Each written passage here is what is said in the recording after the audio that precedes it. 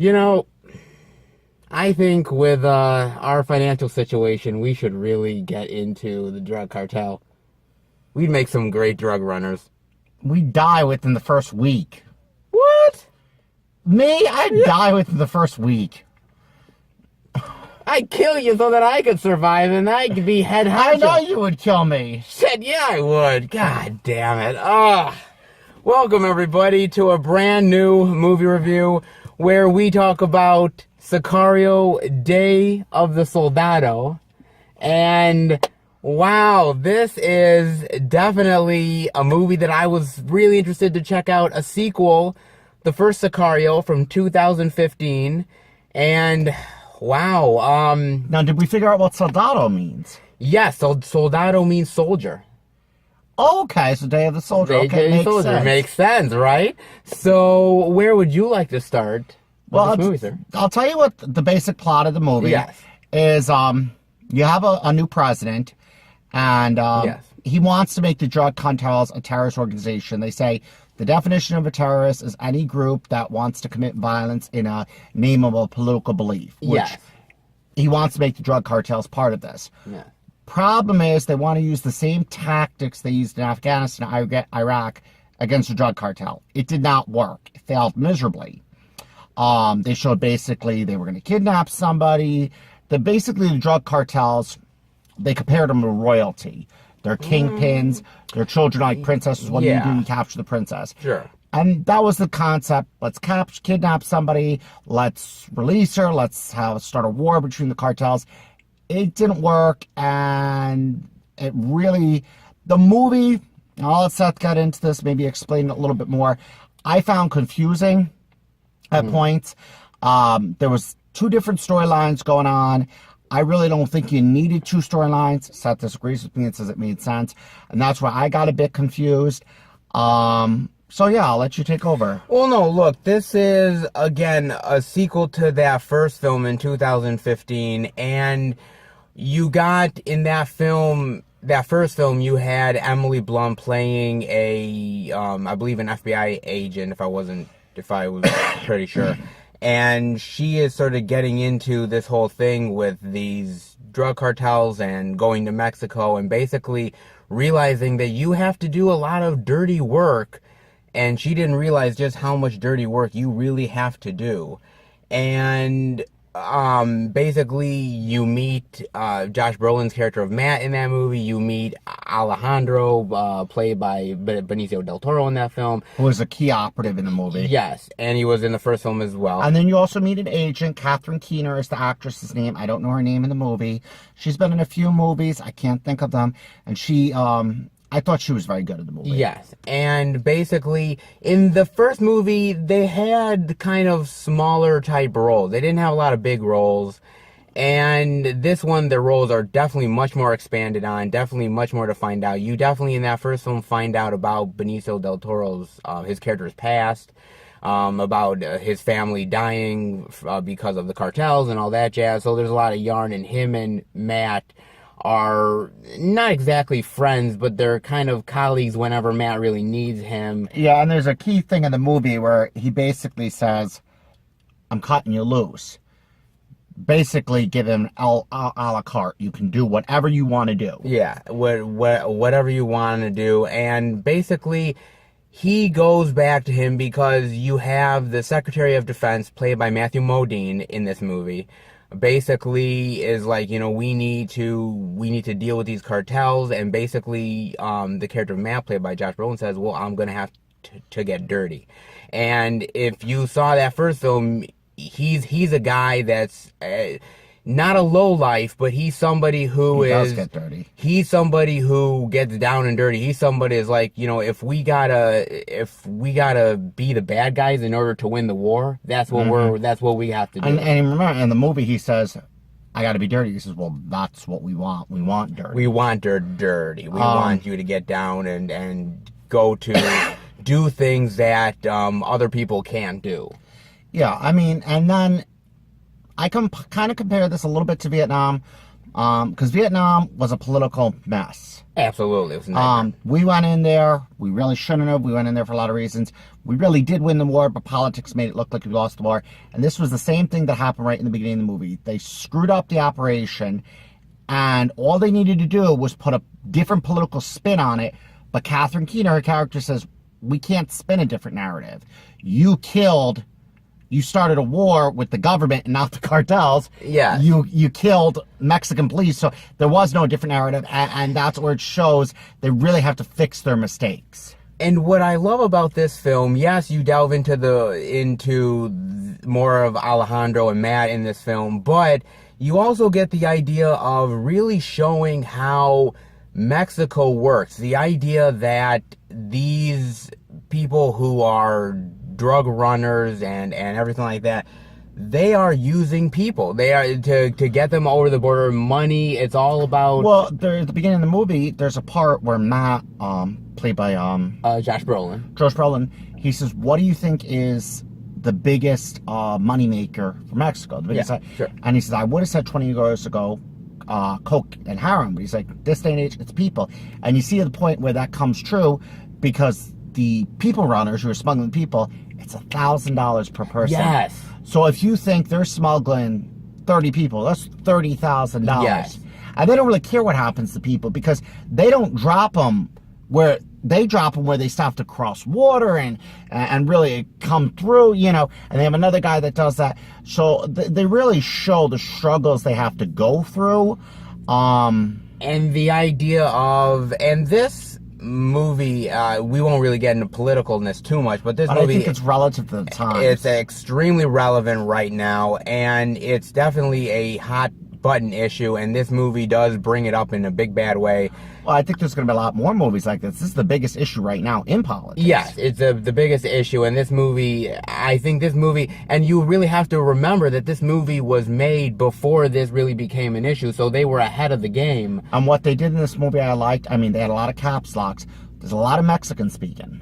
Yeah, there's some English, but they showed that because they were going to make this movie true to story, I think a lot of the actors in this movie, I don't even think they could speak English. Some probably no. I think there was a lot of Mexican. Of course, they told you what they were saying. Yeah. But it really showed. I think the scenery was great. I think the language was really great. It showed really what they go through.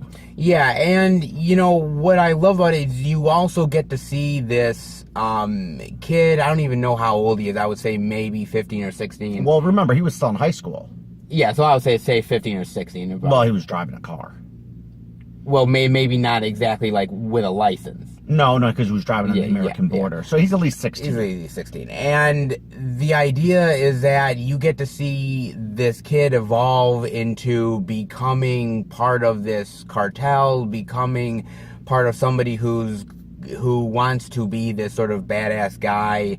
And you see, what's also great about the movie is you see the manipulation of how they get people to become part of these cartels. But then you see how he escapes. And by sheer luck, he escapes that life because we know what happens. Well, we know what happens. But it was fascinating to me. You see somebody like him young who is very much like, hey, I'm young, I'm a badass, whatever. I want money, and he gets into this game. And it's very fascinating from that angle. It's fascinating from the angle of our government coming into a situation in Mexico, which, to be honest with you, in real life is just a fucking mess.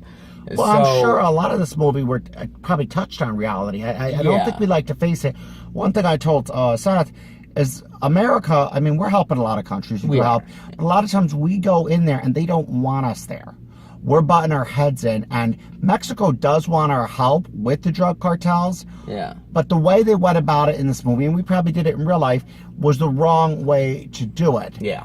You can't, every country is different. So the tactics used in the Middle East, like Afghanistan, Iraq, Iran, you can't use in Mexico. As the lady said, Mexico is not Afghanistan. They're our neighbor. Yes, and it's seeing how you have to deal with certain political things, like the idea of, okay, we have to talk to the police officers or the police chief because he's got to get us to a certain area, and we've got to pay him money. We've got to pay this other guy who's an arms dealer to kind of get us. But as you see, what happens in real life, the police is controlled by the drug cartels. Yes. They control them, and it happens in Mexico this day and age. A lot of police and soldiers in Mexico, they're paid by the drug cartels. Sure. That's what it's like our country if we had the mafia, and actually it did happen as a country. Back in the 1960s and 70s, when the Italian mafia was really growing, they were paying cops. They had a lot of corrupt cops on the payroll. Yeah. I mean, we took care of the problem, but it's much harder in Mexico. When you're a rich country, like we are, yeah, it's easier to take care of. When you're a poor country, it's much harder. Yeah, not so much. Like I said, it's very fascinating to me about that whole thing. But what's even more fascinating is just the idea of you see basically one of the reasons why they wanted to start the war is basically they wanted to kidnap this daughter of one of the Mexican cartels. The strongest Mexican The strongest one. And also the same guy who ended up putting the hit out on Alejandro's family. Was the kidnapper. Yeah, exactly. But and then so, he started to relate to the girl. He really didn't care for the girl, and then the girl, I think, reminded him of his dead daughter. Yes, and also the idea that basically he realizes that she's just 16. She's really a victim in all of this as well. And he wanted to get her back to her mother in America. And the only way to do that was in order to cross the border. But the problem is that she's so well known that all the other, they know who she is. They know who she is. So basically, she's like a celebrity. She's like a celebrity that everyone wants to kidnap or kill. She's a hot commodity. She's worth lots of money. And that's why getting over the border was the whole idea of the immigration thing, which collided with the whole thing with the kid. Well, that's what you see, because she is really well known. They didn't really screw with her. Like a lot of times, the coyotes, the smugglers, they'll rape these girls. Oh, absolutely. They'll rape them, they'll do some sex shopping. She didn't get touched. No. She didn't get raped. They didn't abuse her. They put tape around her, but they were very careful because they know if we mess with this girl, it's our lives. Yes. And the thing I liked about the movie is you see James Brolin, Matt, what was his last name in the movie? Craver or something like that. You see he has a heart. Even though he's dirty and he does cleanup, he didn't follow exact orders. Yes, because I'm not going to give it away exactly, but like he decides to do something that his officials tell him to not do. And basically he ends up doing something that is good, and that's a strong thing for a character who in the first film and this film is not a guy you want to mess with. You know what Benicio del Toro reminds me of? Yeah. And it's funny, almost like the Mexican version. Sure. I'm sure everybody heard of the show 24, Jack Bauer. Yeah, Jack Bauer. You know, the famous show 24. Benicio del Toro is like the Mexican version of Jack Bauer. He's going to do whatever he has to do to get the job done. To get the job done and do it right. And speaking of that, look, I love Benicio del Toro. He is fantastic in this movie. Actor. And everybody, after seeing that first film, was like, man, we want to see another one with this guy. And he delivered in spades. He's awesome in this movie. Josh Brolin, who of course was Thanos in Infinity War and also was in Deadpool 2. This is his third film of the year. Yeah, he made a comeback. Remember, he had no career for a while. Yeah, no career for a while, and he hit it out of the park. He was awesome in this film. He's great in it. Catherine Keener in the small role she did. Also Matthew Modine, I should say. Yeah, he did a great job as well. Everybody does a great job. Even the little girl who plays the daughter of the Mexican cartel guy, she does a great job. Everybody is awesome in the movie, and it really is really shows you the slice of life that goes on in Mexico, and just how messed up the whole situation is. Well, it just shows how corrupt the country is. Yes, and really how something that should be really simple, oh, we will start a war, ends up being incredibly complicated. Well, the thing is, they were trusting too much into the Mexican police force. Sure. They were supposed to get help. Okay, we'll drop the girl off. We'll start a war with the cartels. They didn't know they were being paid by the cartel. So that's the hard thing. You know, you really, and that's the thing when you get involved in other countries, you're putting a lot of trust in the other country, and you don't know who you can trust. Yeah, there's no telling about who you can trust and everything like that. And also, I do want to say this as far as a couple of other things I really liked. There's some moments at the beginning of the film that is very hard-hitting, that shows terrorism. And it is really hard-hitting to watch. And you see how they combat it. Yeah, they combat it, but there's like those moments in like the shopping center and everything where it's just like, oh my God, it's just like... Well, that's why it was started. We didn't mention that.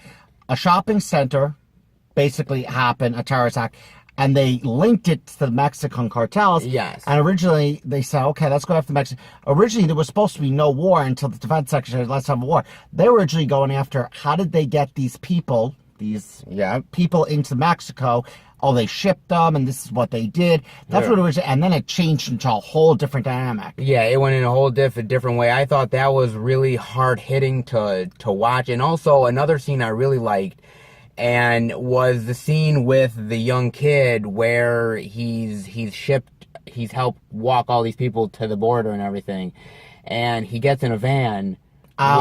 He gets in a van with this older white woman that has her child in the back seat and says, oh, where you want to be dropped off? And she says, I can't make money. You tell me where I can make money. You tell me where I can make this kind of fucking money. And you're like, oh my God. Like, but the thing shit. is, she's not going to be stopped driving to Mexico because she's white, she has a child. It shows you how we have racism in this country and profiling, because they show white woman with child, she's not going to get stopped by anybody. No. And that's the thing. And that's why she gets away with it. That's why she can continue doing it. And I'm sure there's people who do that in this day and age because the money's good and they're not going to get caught. No, it's such an eye-opening thing, and the movie is eye-opening to me as well. I mean, but I know for you, like I said, there was the confusion, there was that's little what I issues. said. The confusion was a little bit off. I thought the acting was phenomenal. I mean, was it just the confusion that got you, I guess? I did. I thought the acting was fine. I thought the scenery... Oh, the scenery is great. The scenery is great. I thought the ending was... I wasn't a fan of the ending. And when we do our grade rating, my grade rating switched a little bit after we're talking about it. Sometimes that happens. Sure. But, I mean, I would say definitely see this movie in the movie theaters. This is an action-packed movie. Yeah. When I say certain movies... Like a lot of Disney movies, you can watch at home on Netflix. Sure. You can watch on your TV, rent it at Family Video, whatever. But this is the type of movie, because it's action, because I definitely say this is worth seeing the movies, because I did enjoy the action. You know me, I love action's one of my favorite type of movies. I will say this much. This movie does open it up for another film, and I'm really excited for where it could go. After the first film, they did kind of have an idea of planning a trilogy out. And they got to make this film, and there'll definitely be another film. I think this one is going to make enough money where they are going to probably make the third film. I definitely am excited for where they're going to go with it. And you know what? Look, it is a really powerful movie, and it's a great compliment to the first film. If you're a fan of that first film, it's definitely worth seeing. Beyond a recommendation. I mean, my God. I mean, what are your final thoughts and grade rating on Sicario Day of the Soldado? I would have to say the scenery, the acting, the storyline. I thought it was great. I would have to say overall, I'm going to probably give the movie a B-, high C+, B-, because I did find it confusing. Yeah. Not my fault. Doesn't take away from the movie. It's still a great movie.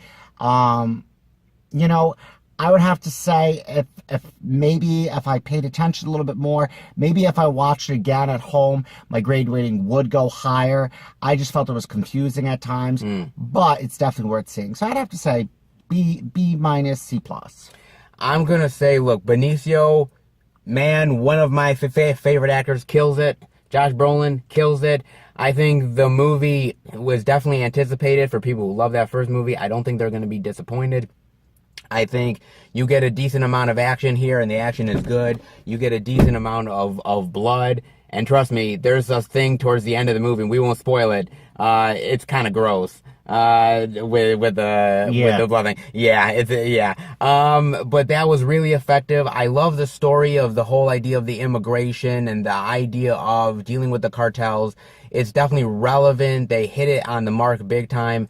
I would give it between a low A minus, high B plus.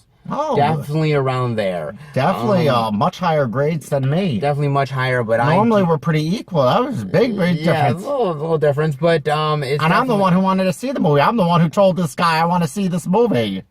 Of course, but yeah, you never know rating wise, but it's definitely worth seeing. And you know what? If you are not gonna do it, if you're not gonna get into the whole Mexican cartel thing, I'm gonna fucking do it, because you know what? You would last a week. Guys, let me know. Do you think I would last? You're white, first of all. You're not Mexican. They take Jews? No, they really don't. They'll take Jews. No, they really don't. No. You motherfucker. God damn it. Guys, I hope you enjoyed the review. If you did, definitely give it a thumbs up. And we will be back next time. Boom, he's dead. For another movie review. I'm going to be making some money. This motherfucker ain't. Bye. Bye, guys.